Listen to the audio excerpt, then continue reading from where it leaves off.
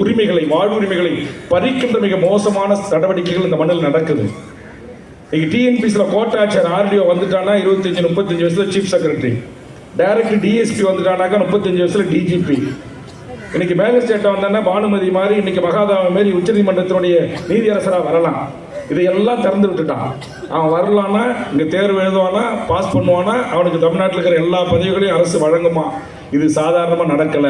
இங்க இருக்கிற bureaucracy, RSS Sangh பரிவார கும்பல்கள் இந்த தமிழர் தேசத்தை இந்திய எதிர்ப்பு போராட்டம் என்கிற போராட்ட நெருப்பில் பூத்த தமிழினத்தினுடைய தன்னுரிமை சார்ந்த, சுயமரியாதை சார்ந்த, பகுத்தறிவு சார்ந்த, சமூக நீதி கோட்பாட்டில் நீடித்து நிலைத்து நிற்கின்ற இந்த தமிழர் நிலத்தை நிர்மூலமாக்குவதற்கு திட்டமிட்டு வேலை செய்து கொண்டிருக்கிறார்கள்.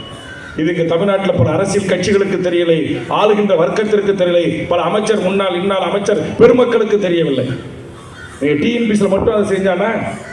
நீங்கள் இங்கே சென்னையில் ரயில்வே துறையில் தேர்வு எழுதுறான், 2 பாக்ஸ் மாதிரி இருக்குது பில்டிங்கு. ஒன்றில் சவுத் இந்தியன், தென்னிந்தியன், கேரளா, மலையாளி, கன்னடம், தெலுங்கு நம்ம எல்லாம் எழுதுகிறோம். இங்கே 100 பேரில் 98 பேர் ஃபெயிலு.